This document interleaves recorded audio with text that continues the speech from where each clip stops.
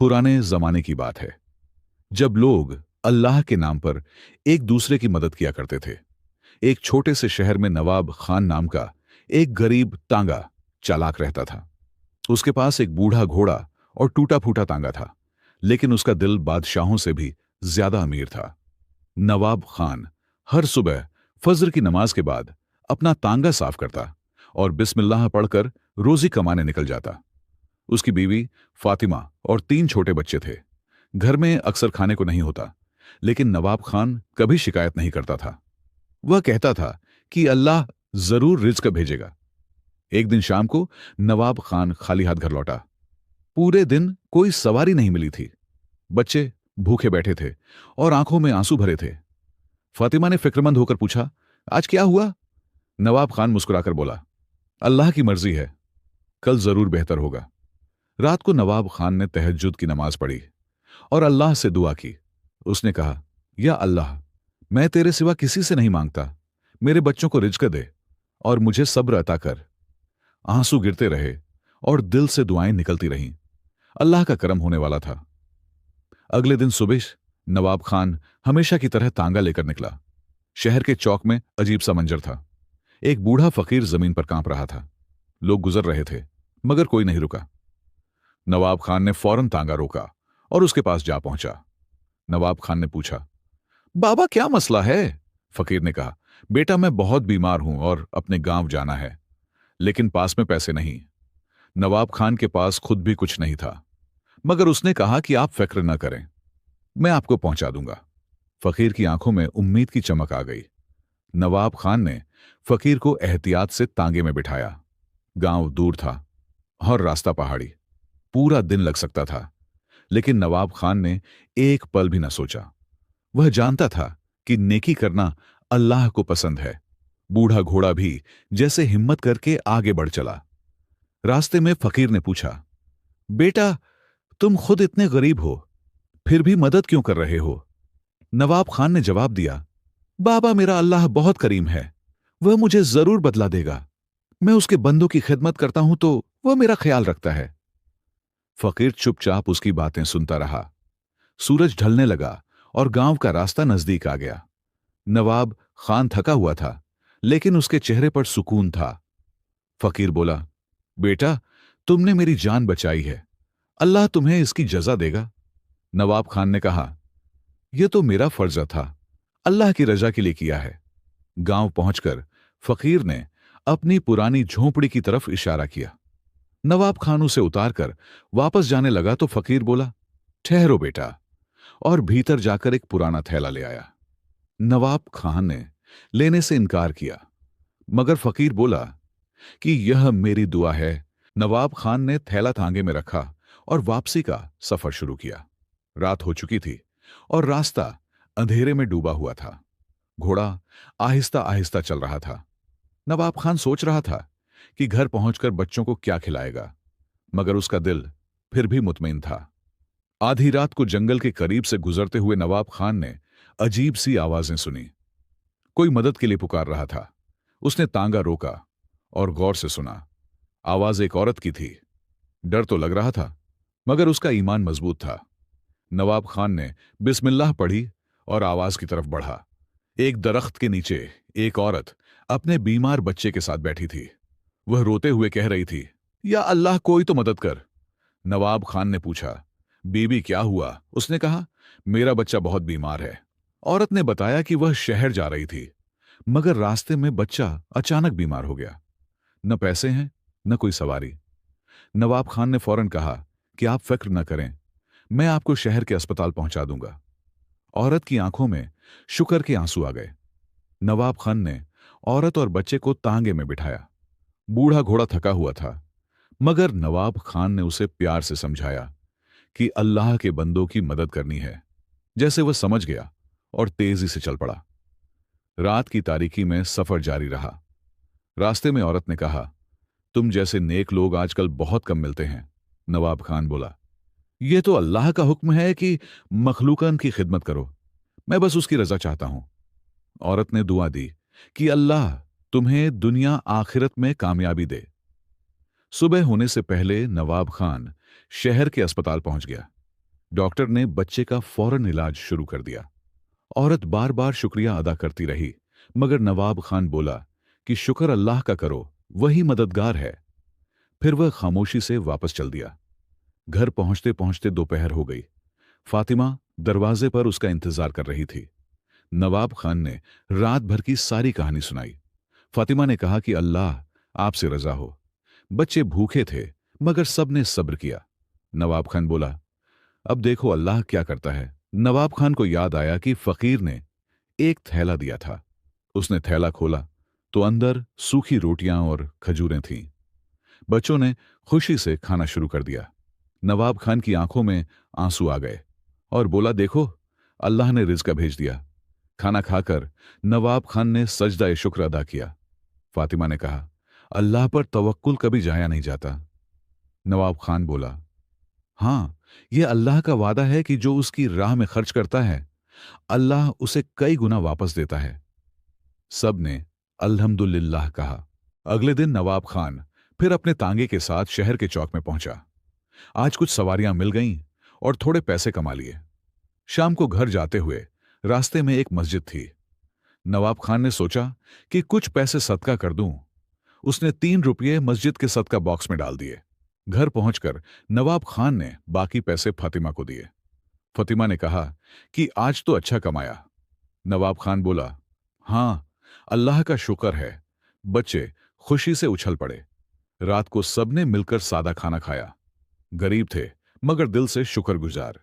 कुछ दिन इसी तरह गुजरते रहे। नवाब खान रोज मेहनत करता और जो मिलता उस पर शुक्र करता। एक दिन शहर में ऐलान हुआ कि नवाब साहब यहां तशरीफ ला रहे हैं। सब लोग तैयारियां करने लगे। नवाब खान ने सोचा कि शायद आज अच्छी कमाई हो जाएगी, क्योंकि अमीर लोग तांगे का किराया ज्यादा देते थे। नवाब साहब की आमद का दिन आया। पूरा शहर सज गया था। नवाब खान भी अपना तांगा सजा कर लाया। बहुत से तांगे वाले वहां खड़े थे, सब अमीर लोगों को सवारी देने की उम्मीद में। नवाब खान ने बिस्मिल्लाह कही और एक तरफ खड़ा हो गया। अचानक एक बूढ़ी औरत नवाब खान के पास आई। उसके हाथ में सामान का भारी थैला था। उसने कहा, बेटा, मुझे बाजार छोड़ दो। नवाब खान ने देखा कि वह बहुत गरीब थी। दूसरे तांगे वालों ने उसे मना कर दिया था। नवाब खान ने फौरन हां कर दी। साथ के तांगे वालों ने नवाब खान को ताने दिए। उन्होंने कहा, पागल हो क्या? अमीर लोग आए हैं और तुम गरीब को बैठा रहे हो। नवाब खान मुस्कुराकर बोला कि मैं अल्लाह की रजा कमाता हूं, पैसे नहीं। सब हंस पड़े और उसे बेवकूफ कहने लगे।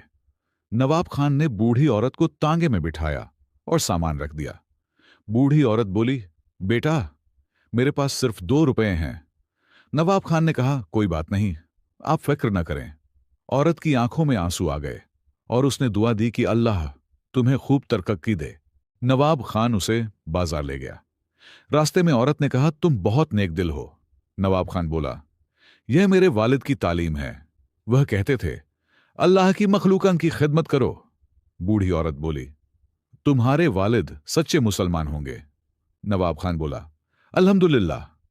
बाजार में औरत ने अपना सामान खरीदा। फिर नवाब खान से कहा कि मुझे वापस घर भी छोड़ दो। नवाब खान ने खुशी से हां कर दी। औरत का घर शहर से बाहर एक गांव में था। नवाब खान जानता था कि आज कमाई नहीं होगी, लेकिन उसे परवाह नहीं थी। शाम हो गई और नवाब खान औरत को घर छोड़कर वापस आया। आज पूरा दिन एक नेक काम में गुजरा। हाथ में सिर्फ 2 रुपये थे। घर पहुंचा तो फातिमा ने पूछा, आज कैसा रहा? नवाब खान बोला, बहुत अच्छा, अल्हम्दुलिल्लाह, एक जरूरतमंद की मदद की। अगली सुबह नवाब खान नमाज फज्र के बाद तांगा लेकर निकला। आज घर में खाने को कुछ नहीं था। बच्चों ने भूख की शिकायत नहीं की। नवाब खान ने सबको हिम्मत दी और कहा, अल्लाह पर भरोसा रखो। फातिमा ने दुआ की और नवाब खान रवाना हो गया। शहर के चौक में आज बहुत भीड़ थी। नवाब खान एक कोने में खड़ा हो गया। अचानक एक आदमी दौड़ता हुआ आया।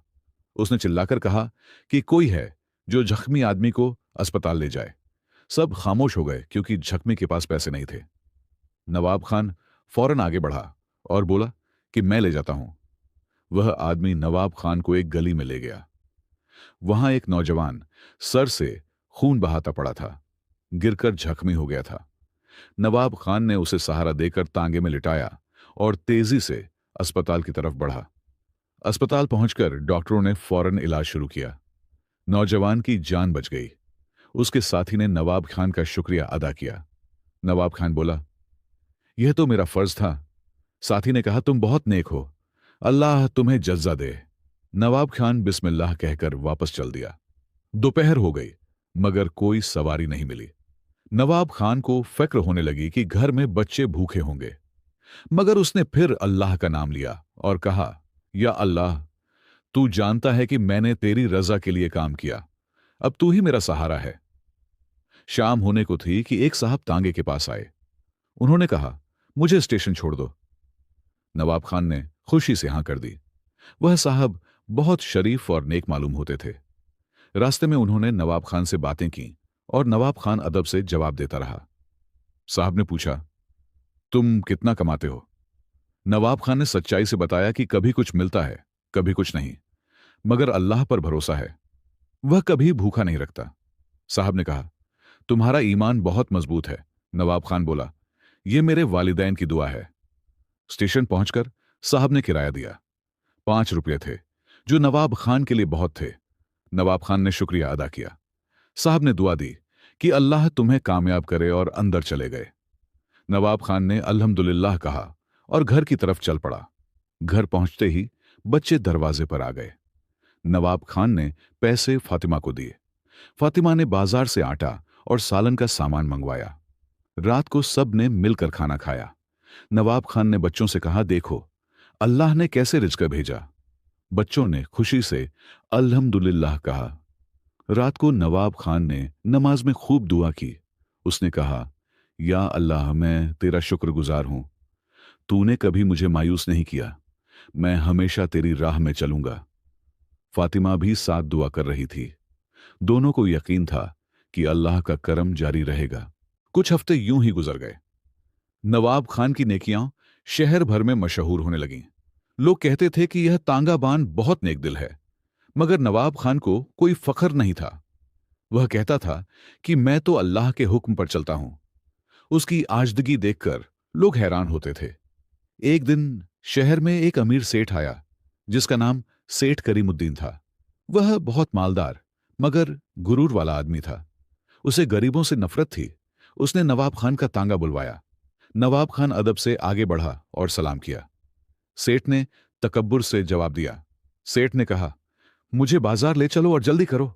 नवाब खान ने तांगा चलाना शुरू किया। रास्ते में एक अंधा भिखारी सामने आ गया।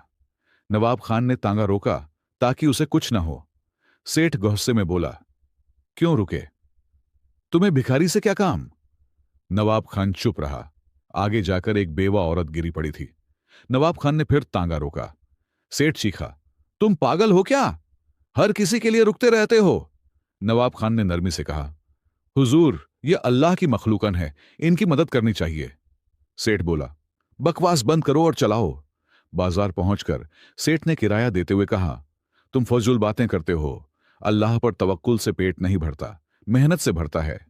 नवाब खान बोला, जी हुजूर, मेहनत भी जरूरी है, मगर अल्लाह पर भरोसा सबसे अहम है। सेठ हंसा और बोला, तुम गरीब ही रहोगे। नवाब खान को सेठ की बातों से तकलीफ हुई, मगर गुस्सा नहीं आया। उसने दिल में कहा, अल्लाह सबको हिदायत दे। सेठ अपनी दुकान में चला गया। नवाब खान ने इस्तिगफार पढ़ी और आगे बढ़ गया। उसका दिल साफ था और ईमान मजबूत। उसी रोज शाम को नवाब खान को एक पैगाम मिला। शहर के काजी साहब ने उसे बुलाया था। नवाब खान परेशान हो गया कि काजी साहब ने क्यों बुलाया, मगर फिर उसने तवक्कुल किया और चल पड़ा। काजी साहब का घर बड़ा और खूबसूरत था। दरवाजे पर पहरेदार खड़े थे। नवाब खान ने दरवाजा खटखटाया। खादिम ने अंदर बुलाया। काजी साहब मुस्कुराकर मिले। उन्होंने कहा, नवाब खान, तुम बहुत नेक इंसान हो। तुम्हारी नेकियां मेरे कानों तक पहुंची हैं। नवाब खान शर्मिंदगी से बोला, यह तो अल्लाह का फजल है। काजी साहब ने कहा, बैठो। काजी साहब ने कहा, मैंने तुम्हारा इम्तिहान लेना है। नवाब खान घबरा गया। काजी साहब बोले, परेशान मत हो, यह भलाई के लिए है। कल सुबह मेरे साथ एक सफर पर चलना है। नवाब खान बोला, जी जरूर, हुक्म कीजिए। काजी साहब ने मुस्कुराकर कहा, अल्लाह तुम्हें जजा दे। घर लौटकर नवाब खान ने फातिमा को सब बताया। फातिमा ने कहा, शायद अल्लाह कुछ भलाई करना चाहता है। नवाब खान बोला, जो अल्लाह की मर्जी। रात भर दोनों दुआएं करते रहे। बच्चे भी खुश थे कि अब्बू काजी साहब के साथ जाएंगे। सबने अल्हम्दुलिल्लाह कहा और सो गए। अगली सुबह नवाब खान काजी साहब के घर पहुंचा। काजी साहब तैयार खड़े थे। उन्होंने कहा, चलो एक गांव जाना है।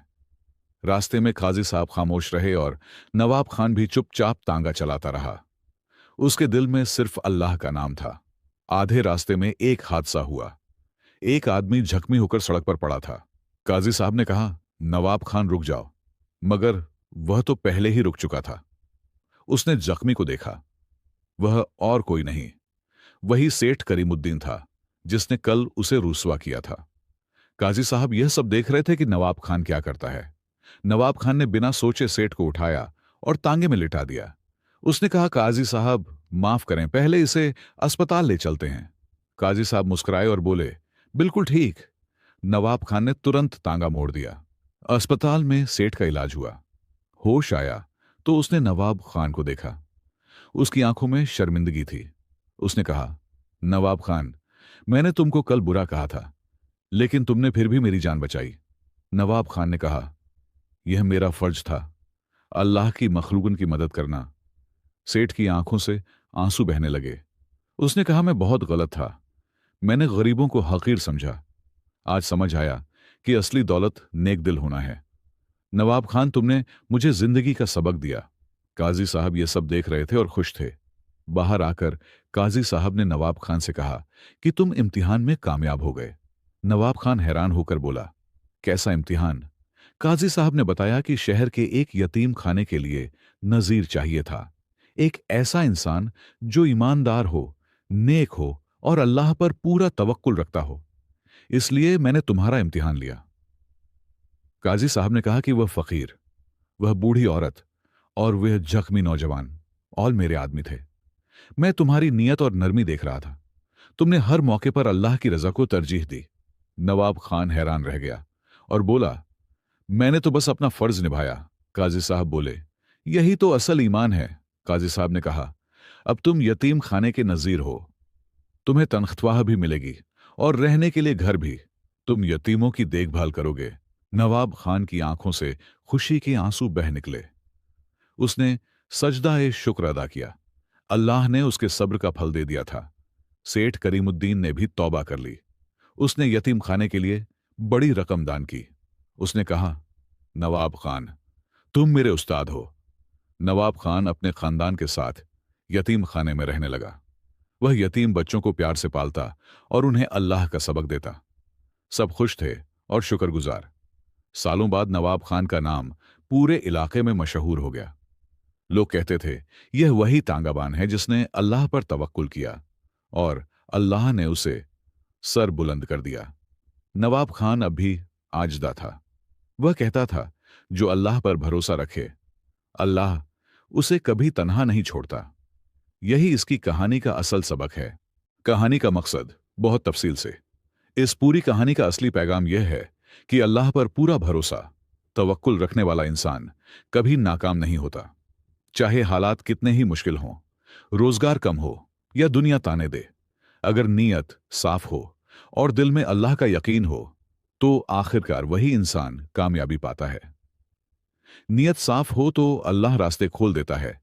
नवाब खान ने हर मुश्किल में नेक नीयत से काम किया। उसने कभी अपनी मदद या अच्छाई का बदला उम्मीद नहीं किया। सच्चाई यह है कि अल्लाह नेक नीयत वाले इंसान के लिए ऐसे दरवाजे खोलता है जो उसे खुद भी नहीं पता होते। मखलूका की सेवा ही असली इबादत है।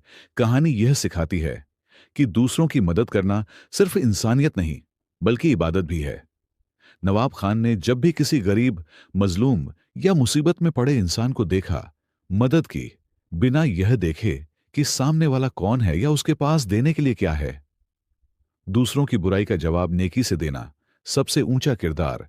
सेठ करीमुद्दीन ने नवाब खान को अपमानित किया, मगर नवाब खान ने बदले में बदतमीजी नहीं की। जब सेठ घायल पड़ा मिला, उसने बिना सोचे समझे उसकी जान बचाई। इससे पता चलता है कि असली इंसानियत वही है जो दूसरों के बुरे बर्ताव के बावजूद अच्छी राह पर बनी रहे। सब्र और तवक्कुल का फल हमेशा मीठा होता है। नवाब खान ने गरीबी, तंगी और तानों में भी सब्र रखा। उसने कभी अल्लाह से मायूसी का लहजा नहीं अपनाया। आखिर में अल्लाह ने उसे ऐसी इज्जत दी कि वह एक यतीम खाने का नजीर बना, बच्चों की जिंदगी संवारने वाला बना। यह साबित करता है कि सब्र करने वालों को